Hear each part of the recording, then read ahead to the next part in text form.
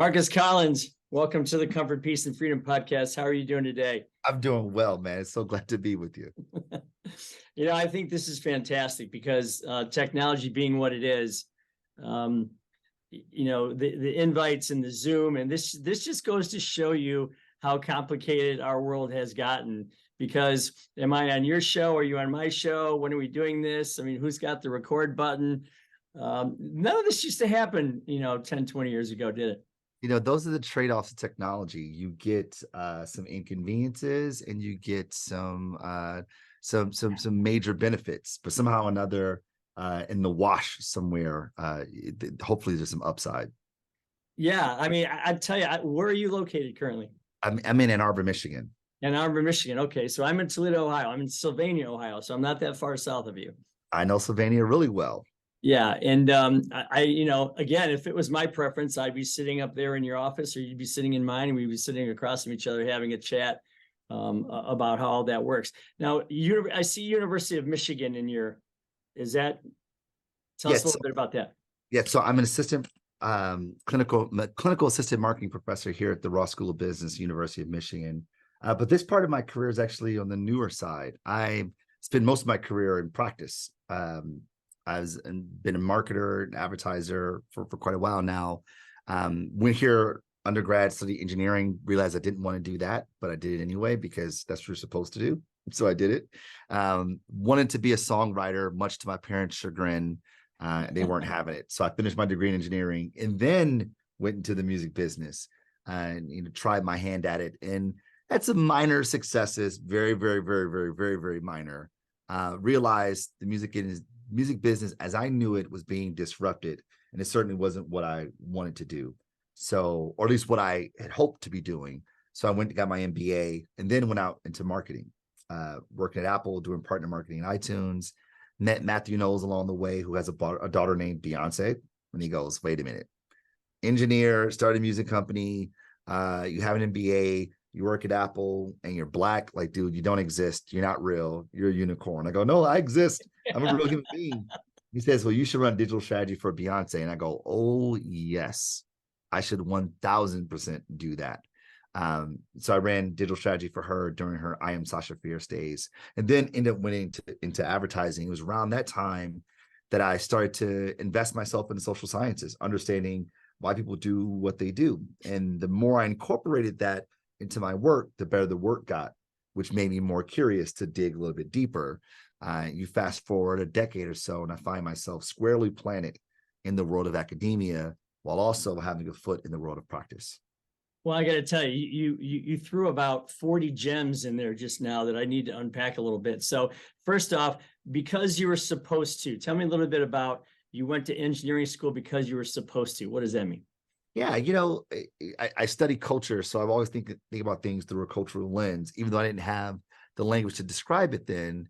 But, culture is the system of conventions and expectations that demarcate who we are and what people like us ought to do. And as a Black kid coming from Detroit who did well in math and science, oh, you're going to be an engineer or a doctor, one of the two. Like, that was expected of you. And I, as a good standing citizen within the predominant Black culture, being a Detroit public school graduate, I went into engineering because that's what the conventional expectations were for someone like me. And when you say engineering, are you talking about building engineering? What field of study did you go in there? So I did material science engineering, which is the study of materials and their properties, their mechanical properties, and their chemical constitution, and how those things are used in application to make things stronger, to make things softer, to make things adhere, to make things durable, to make things strong, whatever the use case may be. It's assigning the right materials for particular application based on the properties of said materials. Wow. How do you jump from that, which is a very intellectual subject? How do you jump from that to doing music? And in what shape did you want your music thing? I mean, what kind of music did you want to do? Was it engineering the music itself, being behind the scenes or in front, or? No, I wanted to be Babyface badly. Awesome. Well, you're as handsome as he is. That's for sure. Good start. I wanted to write love songs. You know, I grew up on R&B, lots of hip hop too, but I was always an R&B guy. I played piano at church and sang in church choirs, and I played jazz bands, but like I wanted to write R&B songs, and it didn't reveal itself to me. Honestly, I wanted to be the fifth member of Boyz II Men quietly, but when I went to school, I didn't find myself in the world of engineering. Like my first year, I was like, I don't know if this is for me. I remember telling my parents that after my first year. My mother's an academic. She goes, well, wait until you get into your major. You'll love it. And I did not love it. I thought it was interesting. I just wasn't interested, if that makes any sense. No, that's absolutely legit right there for sure. So I took some music theory courses to offset my terrible GPA. And I figured like this should be easy for me because I've always been affiliated with music. And it was my first time as an adult being excited about learning. And I was like, oh, this is the thing right here. Yeah. Like, I want to do this. And I went home and said, Mom and Dad, I know I want to do it the rest of my life. And they go, out with it. I want to be a songwriter. They go, oh, no, you don't.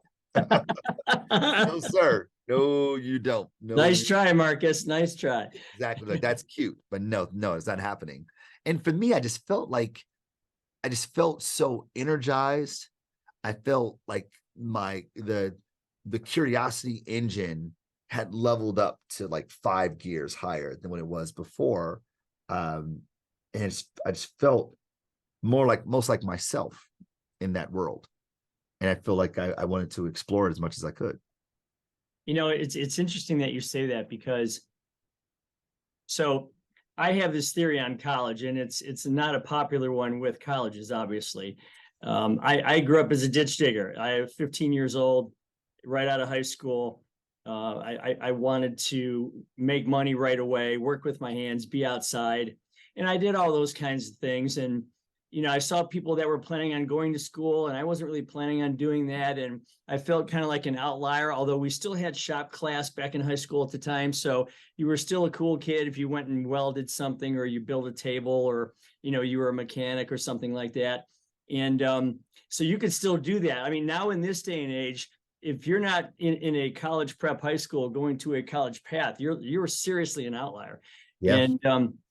And it's interesting to me because I'm not against college at all. I mean, if you're going to operate on my shoulders so I can get back out on the golf course, I want you to know everything there is to know about a scalpel before you come at me with it, right? So yeah, and the same thing goes with engineering, and the same thing goes with teaching, and the same thing goes with finance and those types of things. But there are a lot of kids, and they say up to 40% of kids who go into college not knowing why they're going specifically. Yep. And also 25% of them tend to change their mind while they're there. Mm-hmm. So that's kind of a horribly inefficient system to begin with there. But the weird part is only a third of them ever fully use the degree that they studied for, which I think is really interesting. And here you are, someone who very intelligent, has some great guidance from your parents, went into engineering, but kind of thought maybe this isn't me, right? Yeah.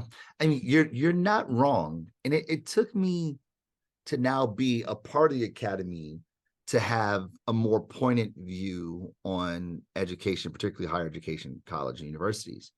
I believe that we're erroneously evangelizing the idea that you go to college for the thing you want to do in life. I want to be an accountant, so I go study accounting. I want to be a doctor, so I go study, medicine. And I think that if you know for sure that's what you want to do, then God bless you. But I think that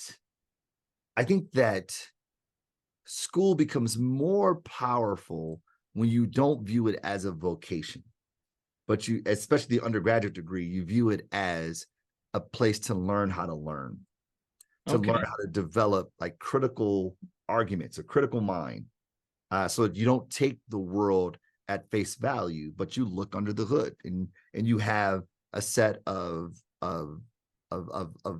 theories of foundational kind of cores of what we know about the world to interrogate what's around you, and then ultimately say, okay, it's this versus that, so that you have a critical eye to things that happen around you. And I think you should declare a major based on something that you're interested in, so that when it sucks, because like all things that you learn, there'll be moments that it sucks, that you end up continuing because you're learning how to learn through something that you're interested in. And it took me getting my doctorate to realize that. I was a terrible undergraduate student, mediocre master's student, really good doctoral student, because at the doctoral level, you pick what you're going to study, and you pick the project that you want to interrogate. And they tell you over and over, pick something that you are very interested in, because this is going to be painful. It's going to be painful. Yeah. And it's your interest in the thing that will help continue the curiosity engine that's going, so that you continue the project. I think the same thing goes in the undergraduate level as well. So this is really interesting to me, because I've been on almost 200 podcasts, whether I'm hosting the podcast or I'm a guest on one. And the thing about college is you either get the opinion that it's worth it or it's not, because of the vocation. Yeah. And you get a lot of people who are for it saying, hey, again, job specific study, there's a job waiting for you at the end. Yep. So that's a worthwhile enterprise. There's a lot of people that are like, well, if you're just going to learn how to play beer pong and hang out for 4 years, and you don't want to get $100,000 into debt doing that if there's not a job specific thing afterward. But you make a really important point, because you're kind of like lying in the middle there, saying, hey, there's value to what you're doing, even if you're not specific in knowing what the outcome's going to be. Right. Although you make a point that you can kind of figure that out halfway through-ish, right? Yeah. Is that what you're saying? Yeah. I mean, think about the people that you hire. People straight out of college. They've not done nothing. They have no experience, right? So all the theory that they have never been tested, have never been, put into the line of fire, if you will. But what you're doing is you're hiring people based on their potential. It's a potential. You're like, I talk to someone, they go, okay, you're clever. Okay, I like the way you see the world. You have a disposition to want to get into a thing and work and learn, and you have all the things that signal that this would be a good fit. Let's give it a shot. And we pay those people a lower salary because you're taking more risk. Sure. And they haven't experienced anything. But the more experience they get, the less risk you take on, and therefore you have to pay that person more. Not just because of their skill set, but because of the exchange of value that's happening. So if that be the case, like if you subscribe to that point of view, then even if someone says, I studied psychology, and now I want to be an advertiser. Great. You ever made an ad? No. Okay. Well, you know how people cognate, so I guess you have a proxy to it. Does that mean you're going to be a good ad person? No. But I like that you're curious. I like that you want to know. I like that what you don't know, you're willing to go research. Those things could be the case whether you're an engineer or a psychology major or a pharmacology major or, I don't know, a kinesiology major, right? So we hire people based on their potential when they come out of school and undergrad, for the most part, and it's not just a general statement. Then our goal then for students that go into the undergraduate program should be, how do we help them signal potential? And that's by having a critical mind, having curiosity, bringing perspective to the table, and wanting to see the perspective of other people, learning how to learn. Okay, so you just hit my next question, which is, are colleges prepared for that? There are some people that say colleges are there to make money. They're a business. They make money. That's what they do, and they'll sell it to everybody. And there's other people that'll say, well, okay, again, I'm getting value because job specific studies, I got the job waiting for me. Good. Are colleges good at helping to, you remember when do you remember these pictures, Marcus, where you'd see nothing but a bunch of paint dots on the picture, and the longer you stared at it, pretty soon the pterodactyl would show itself. You remember those things? Oh my gosh, so totally. You go to the mall and you're like, I don't I don't see it. see it. I Like don't see squint it. really hard. Yeah. Right. And then someone next to you goes, "Oh, I see it." And you're like, "Oh, geez," because wait a I minute, hate you. you can't see it. You So I guess what I'm saying is, are colleges good at putting the paint dots out there so that people can get halfway in and go, you know what? I think I'm kind of honing something here. I'm kind of seeing it, because at least going back to the shop class, you had like several buildings or several rooms you could pick and go, wow, I really love working with wood, or I really like electrifying things, or I like welding things, or I like doing someone's hair or cooking or whatever Right. it might be. You could jump in and experience those things. Do you think colleges should get better at maybe showing the pterodactyl to people halfway through? Maybe. I think that vocational programs do better at that because they're focused on vocation. But Right. what are institutions of college? I mean, like, what are, like, if you go back to Oxford, the first college, this is about the acquisition and dissemination of knowledge. That's what we do as professors. We do research to acquire knowledge, and then we disseminate it through articles, through writings, through talks, and then we also profess said knowledge to students in the classroom, right? We are an institution of knowledge acquisition and knowledge distribution. And in some fields, there is a skill associated to that, right? In the business school, we are very practice oriented, very, very, very, very, very. But in the School of Communications, they're not. They're not application driven at all. It's all theory, right? So I would say the institution of college, of higher education, was designed to acquire and disseminate knowledge. We think about trade schools. They are meant to train people for a trade.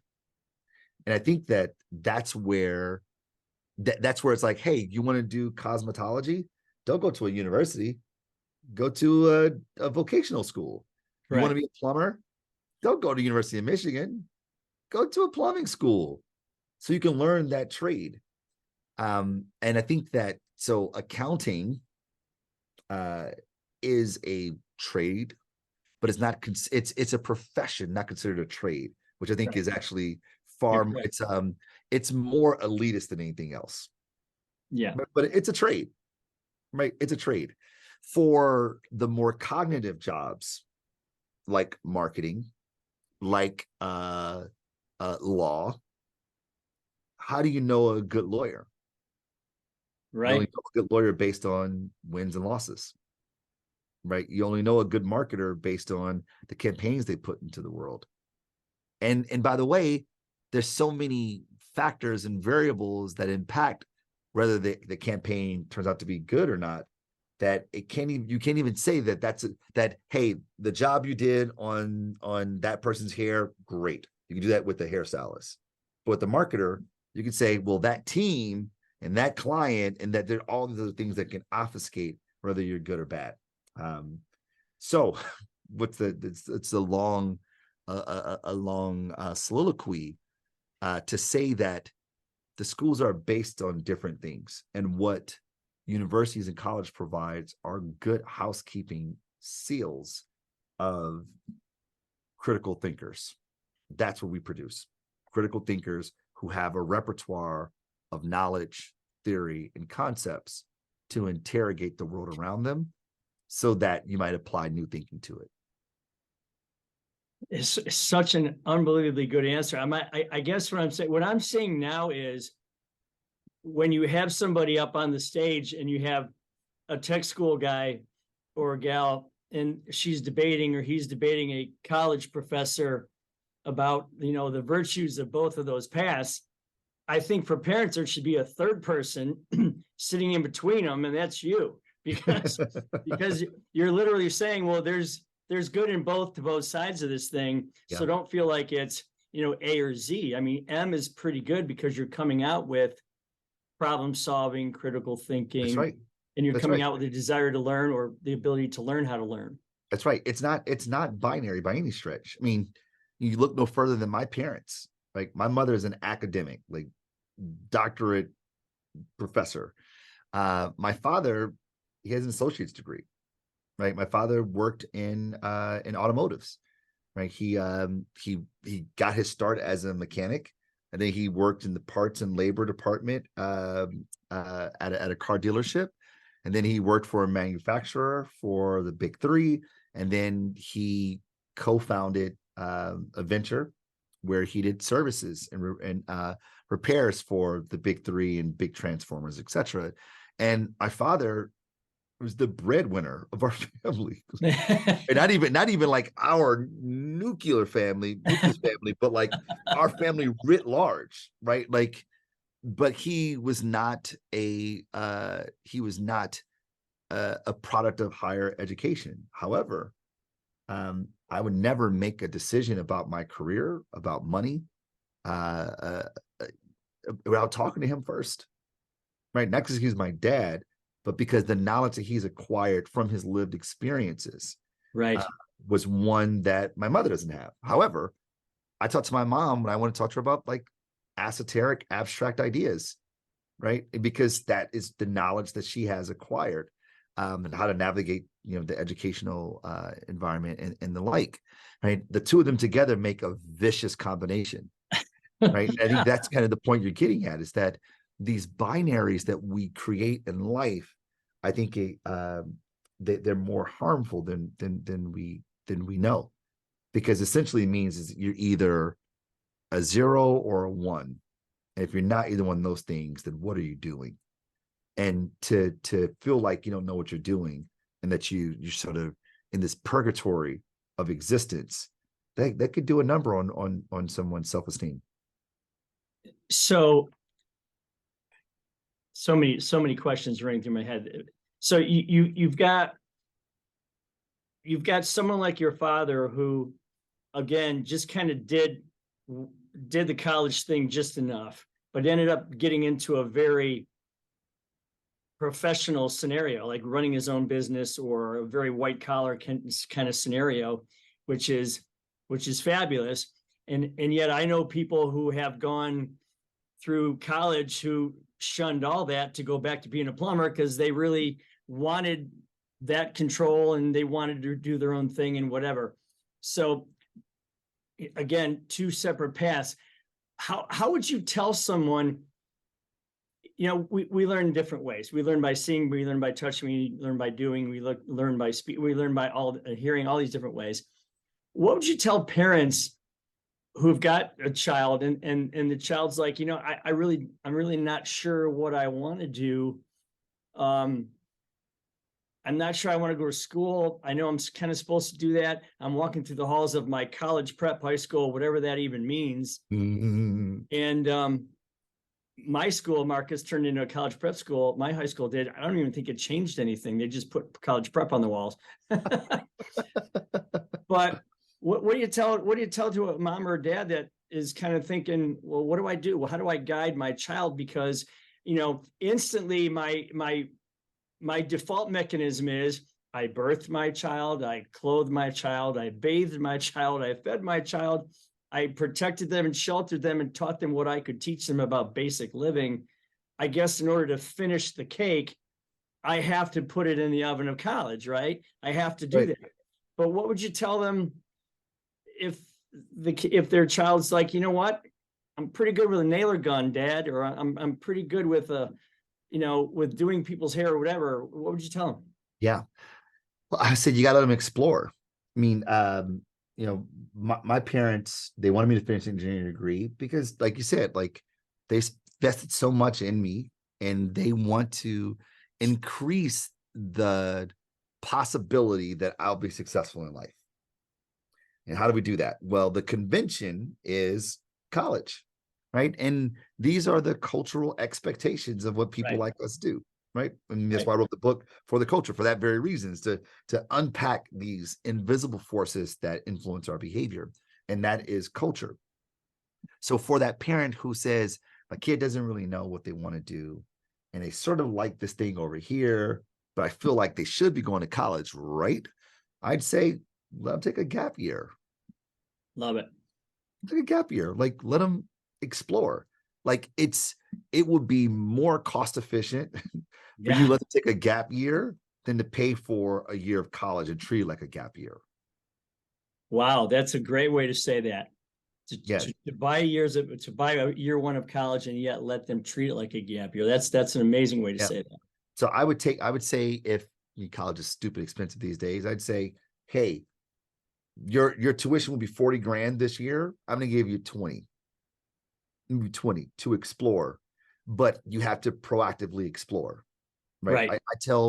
I tell every high school student who's going into college this, and every person who's graduating from college looking for a job this, that you should spend 1 month just watching TED Talks. Every day, watch a TED Talk, take notes on it, right? And they go, well, what's the benefit of that? And go, if you watch a TED Talk every day for a month, so 30, 31 days, and you watch TED Talk, you take notes on it, and you sort of distill what you've learned 30 new ideas. Right. When you talk to someone and they go, yeah, I was just thinking about whatever, you go, oh, that's this. And they go, wow, that's impressive. Yeah.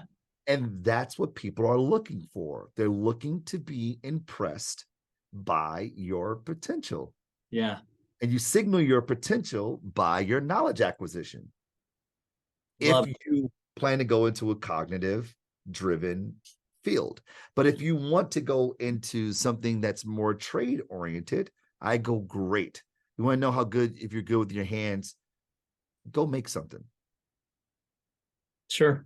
Yeah, like go Yeah. exercise it, right? So if you want to do a cognitive job, cognitive focused job, go exercise your cognitive muscles. If you want to potentially do something that's more labor driven, I don't like that word. It's more trade driven, then go practice the trade, right? I have a nephew right now who went to school, didn't feel like school was for him. And everyone's like, what are you doing? You go to school. What are you doing? We're at Collins. This is what we do. We go to school. Sure. But he's like, I want to make content. I want to be a content creator. Particularly, he's really interested in gaming. So he's like, I want to make content for gamers, package it up, curate it, cut it up, and then put it in the world for them. And that's what he's doing. He left school to do that. And he's doing pretty well. I got to be honest. He's doing pretty well. But he didn't just sit around and say, I'm lost. He said, I think I'm going to do this. I'm going to give it a try. Well, and he certainly had some forward vision of that, right? Yeah. I mean, he kind of saw that, coming. So if So you don't know what it is, then you gotta try something. Go kiss a lot of toads to find your prince. right, exactly. So only because you dropped this earlier, and I want to talk about your book, but I have one more question about. Yeah, go for it. How did you jump from that to Beyonce, from whatever to Beyonce? How did that happen? That's a really cool story. So I wanted to be a songwriter badly. And in my mind, I was doing my engineering undergraduate degree for my parents. In fact, I didn't get my physical undergraduate degree until almost 20 years after I graduated, because it wasn't for me. It was for my parents, right? So it's been in my parents' house since I graduated, but I just got one for myself 2 years ago, right? Unbelievable, but true. Yeah. So I was doing the degree for my parents, and that was sort of the unspoken agreement that, mom and dad, I'm gonna do this degree because you're telling me to do it. But when I graduate, I'm going to be a songwriter. I'm going to pursue it. And they're like, yeah, whatever, finish that degree. In their mind, which was the refrain, and often the refrain of people like me, that at least you have that to fall back on. Fall back on it. Fall back. And that was kind of the thinking, like, sure, go be a songwriter. You can fall back on being an engineer. And that was, I was told, and I was like, great, whatever. I'm not falling back. I'm leaning forward. So when I graduated, here's the degree, mom and dad, take care. I'm going to try this music thing, and you're going to support me. You're going to help me. And they did. God bless him. And I was trying to think out and seeing what works, and had some minor success, nothing big, but realized that it wasn't sustainable, and I wasn't going to be able to achieve the life that I wanted the way that I was going. At least I didn't see the light at the end of the tunnel. So I decided to go to business school to get my MBA, to pair sort of like because I couldn't fall back on being an engineer if you never practiced it for 6 years. Right. There's no falling back on that. No, you're out of it for a while. Yeah, exactly. You're out of it. You're toast. So I'll go, okay, I'm going to go into business school so I can learn more about the business, which I didn't know about, pair it with my love for music, and then exploring this new thing that we call digital. And that was my thinking. And I figured digital is technological, and I was an engineer, so I could do that. Yeah. Sure. So when I graduated, I went and worked at Apple. Well, I was at my MBA program. I worked at Apple my last year, going back and forth between Ann Arbor and Cupertino. And then I ended up not taking the full-time gig at Apple because it was as such that I wasn't going to be in the group that I was going to be in. It was going to be in a different group, and it wasn't going to work out well. So I moved to New York to just figure it out. And I met a lot of people in the music business, shook a lot of hands, kissed a lot of babies, and it just wasn't happening until my now wife, then girlfriend's cousin said, "Hey, I used to work at Ticketmaster, and I know the person who runs digital at Beyonce with Beyonce. Want me to introduce you?" I was like, "Yeah, do that." Sure. Let's do that. So she introduces us. We find out that he no longer works there. So my email gets bounced back to the general manager, unbeknownst to me. And the general manager reaches out and says, "Hey, so-and-so doesn't work here anymore, but we love to meet Marcus." I go, "Well, that's cool." So I go in to meet the team. And as the lore goes, as I've been told, that they, after my meeting, they reached out to Beyonce's father, Matthew Knowles, who ran the business. He said, "Matthew, we just met this guy named Marcus. He was an engineer. He started a music company. He has an MBA. He works at Apple. We worked at Apple. And Matthew, he's black too. Unbelievable." And Matthew goes, "No way. Not true. Not real. He's lying to y'all." And she's like, "Matthew, I met the guy and I saw his resume." He's like, "Nah, I don't believe it." And he's like, "I want to meet him." So I fly down to Houston to meet Matthew Knowles. Wow. So he can kick the tires on me, I suppose. Nice. And we hit it off.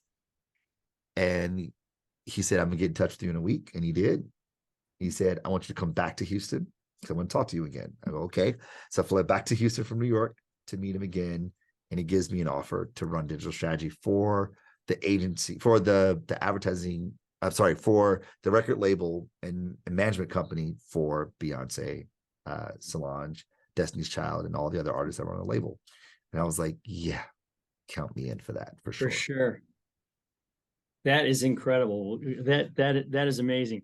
And you did that for a while, and then you found what happened after that? Well, so I was there, and I realized three things. Well, one, I realized that I didn't know if I was good or not, because everything I was doing was successful, but I'm doing it with Beyonce, so of course it's going to be successful. Okay. I didn't know how much of me was contributing to that.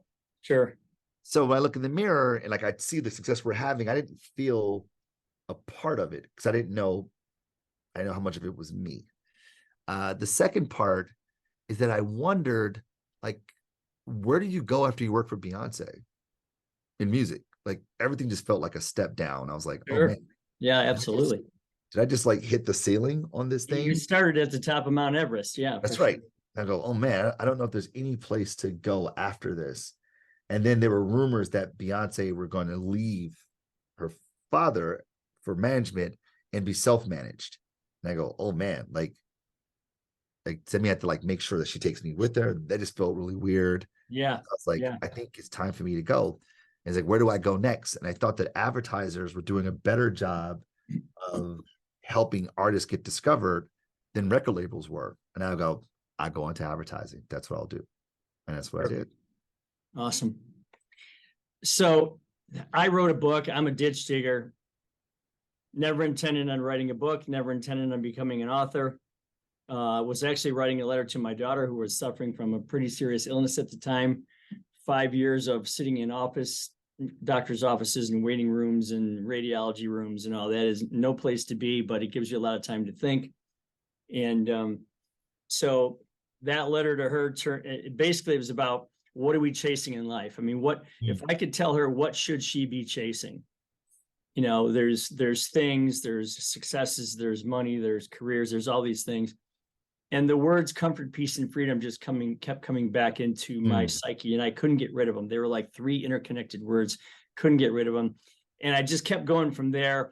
And at some point, my wife said, you know, all the coaching you do with your people at the office, you should do this. You should write a book. I mean, this is what's happening now. It's evolving into that. And then it went on from there, and it went crazy, and I never thought that it would happen. Very blessed, very grateful, eternally grateful, believe me. What was your path? I mean, did you wake up on Tuesday morning and go, you know what, Marcus, today we're going to write a book, or how did it happen for you? No, not at not at all. Not at all. It's sort of, it's not unlike my travels into academia, that when I graduated from undergrad, it's like, I've never seen another classroom ever again. I went into a master's degree program. I was like, this is it. I did it. And never thought I'd ever be, you know, in a doctoral program, and never did I ever think I'd write a book. Not only because I didn't feel like I was able to do it, but like, who wants to hear anything I have to say? That's what I said. Who wants to hear anything that I have to say? And then to say, like, I'm not that smart. I'm not that wise. And I didn't feel like I had anything valuable. Well, I think that's probably questionable based on what you've done so far. I would say you're a lot smarter than you're putting out. You know what it was? Right at the top of COVID, I had a close friend of mine and colleague who died from COVID. He was young, like 42 years old. Wow. Family man. Everything. Like, he was just so successful, and he died. And when it happened, his name is Marlo Stoudemire. And when he passed, I remember a book title that I had read before called Die Empty. And the notion is this, that there is the most expensive real estate in the world is the graveyard. That's where ideas weren't launched, books weren't written, movies weren't made, music wasn't recorded, companies weren't started because it wasn't the right time, it wasn't the right thing. We think that we have time, but we don't. Most valuable asset you'll ever own. Yeah. And I've known this as a church boy. It's like, you know, you're in God's time. Tomorrow isn't promised. I've always known that, but it never felt as material until we lost Marlo. At that moment, I was like, everything that's in me, I'm getting it out. I'm going to die empty. And I had been talking to a literary agent about writing a book, and we said we're going to do a proposal. And I was like, yeah, sure, whatever. And I kind of put it on the back burner. But after we lost Marlo, I was like, doing this proposal, I'm going ham, I'm going after it. Even though I wasn't really sure what the book was going to be, or I just kind of was like, whatever's in me, I got to get it out. And working on the book was painful, but it was amazing. It was revelatory for me, and to see it out in the world and being as successful as it is, to your point, you know, you never know what these things are going to do. You just never know. I mean, even like you have hopes and dreams, but you always mitigate that with some sense of reality, because like, why would it ever happen to me? Who am I? Like, why would anything ever, you know, as successful as this thing is becoming? It's only been the world for less than 2 months. Why would this ever happen for me? And I think that's where I am right now. I'm grateful. I'm so unbelievably grateful that I had the opportunity to do it. And I'm so unbelievably grateful that it's been resonating with people the way it has. Well, I'll tell you, it's interesting when you see your book and you hold it in your hand for the very first time, because for me, I didn't say, I'm going to write every Wednesday, Thursday, and Friday at 7:00 till 8:30. And I was just like, I'd be on the golf course and I'd get a thought. And instead of having the beer with my buddies after the golf, I would say, okay, what do you owe me? Because we gamble a lot on the golf course. Or what do I owe you? I clear the bet, get my car, go home, and just write till my hand was sore.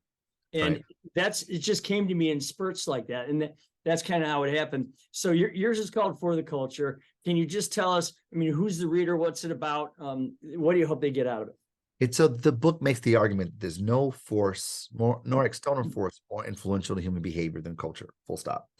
And when people hear that, they go, yeah, I buy that, sure.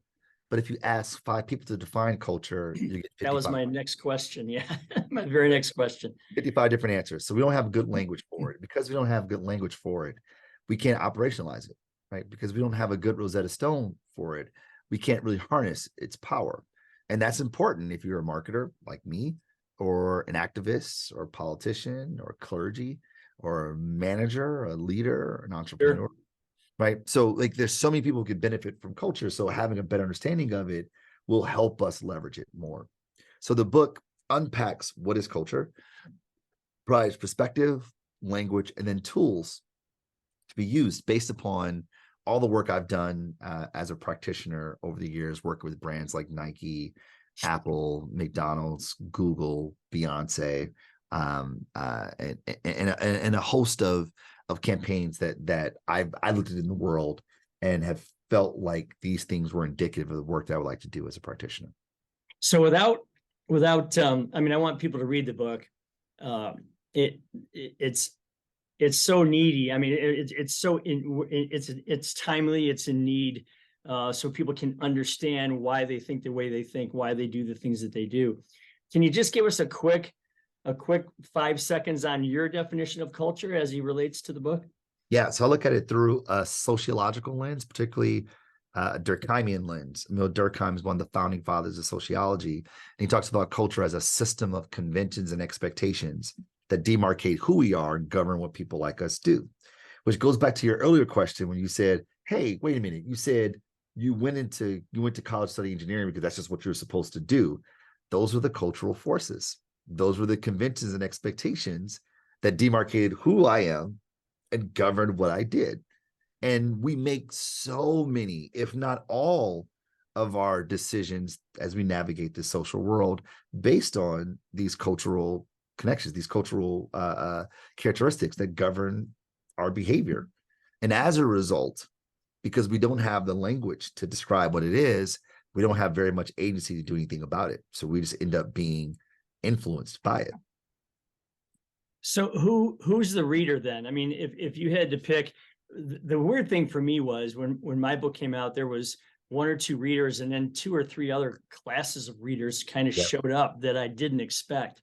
Yeah. One of them being people who are trying to build a group of entrepreneurs within their organization. That's cool.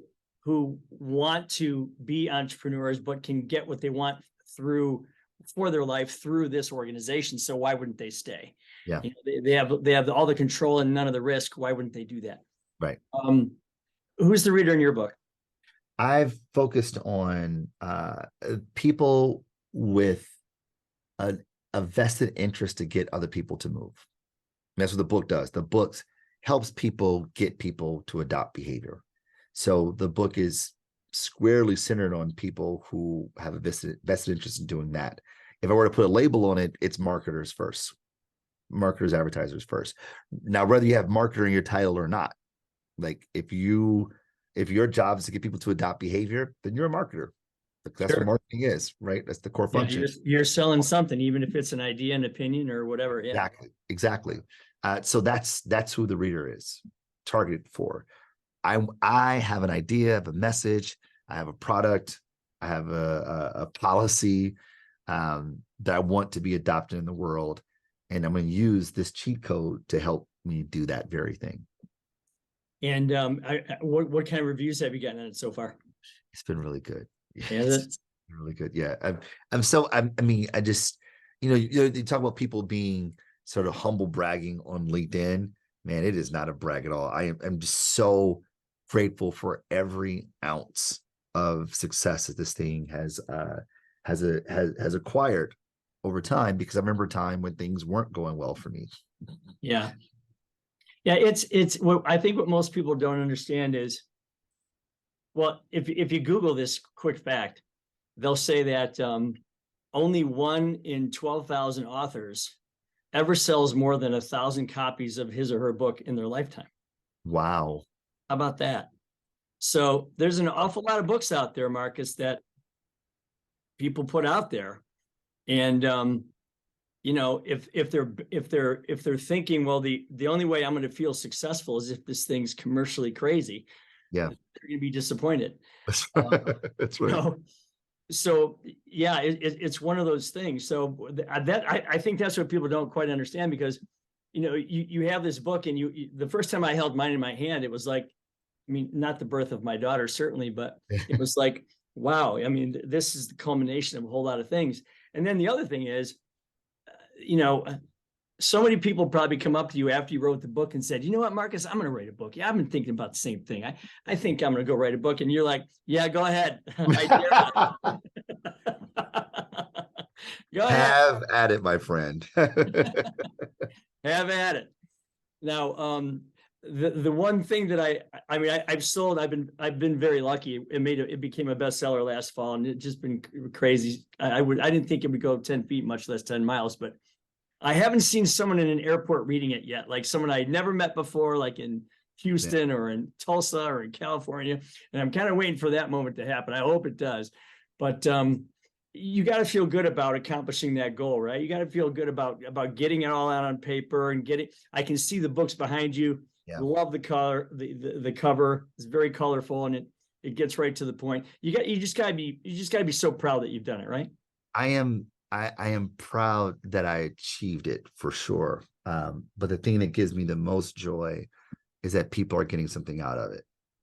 You know, I feel like when I meet people and they go, man, like it has forced me to see things differently. It's just so powerful. And he goes, man, like you're making a dent in the world. You know, you are making a dent in the world, things that you put in the world. And that to me makes me feel like I didn't squander the gifts that God has given me. For sure. Can you do me one more favor before we go? Can you tell me, is there a particular story that you like? Maybe some guy or gal came up and said, man, I was really stuck on this ad campaign. I read your book and now the ideas are flowing. Or is there something you can remember from that specifically? Yeah. So I've heard people say, you know, I've started my company and I've been trying to figure out who should I target.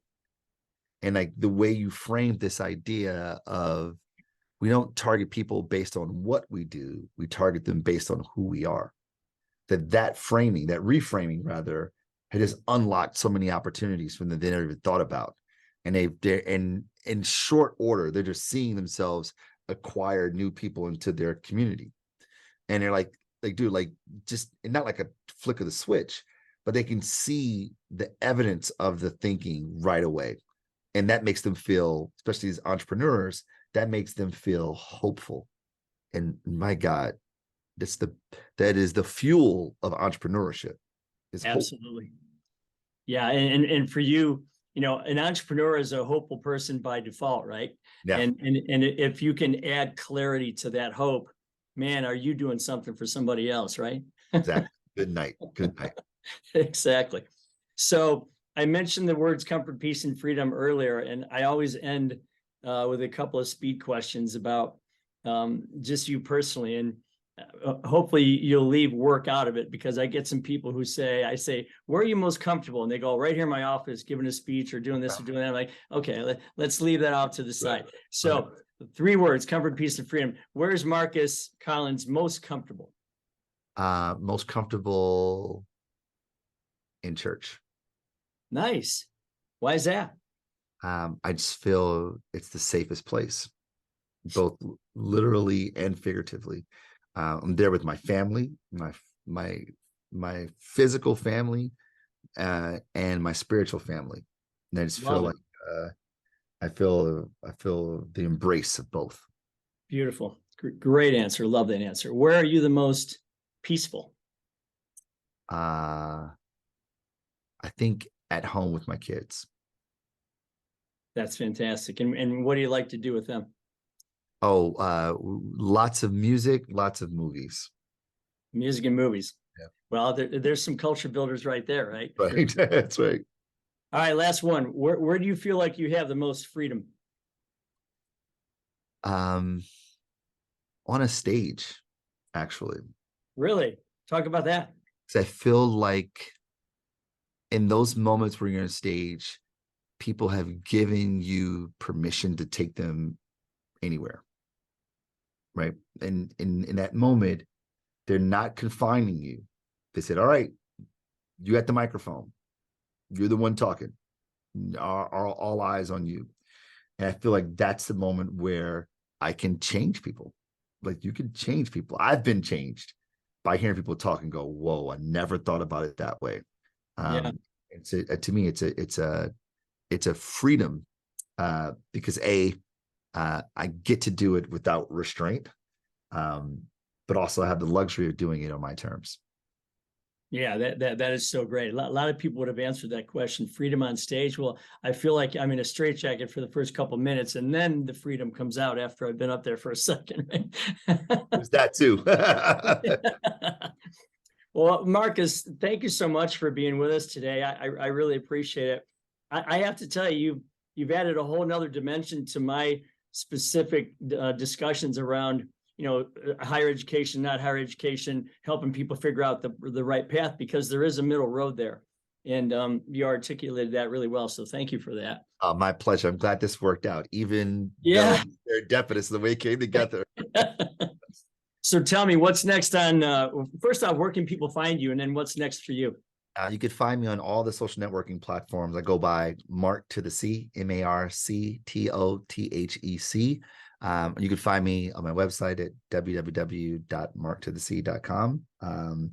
What's next for me? I'm in full-throated support of the book. So you'll find me on the social webs or maybe on the stage somewhere. Excellent.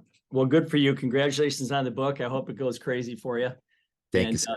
Mark to the C. That's right.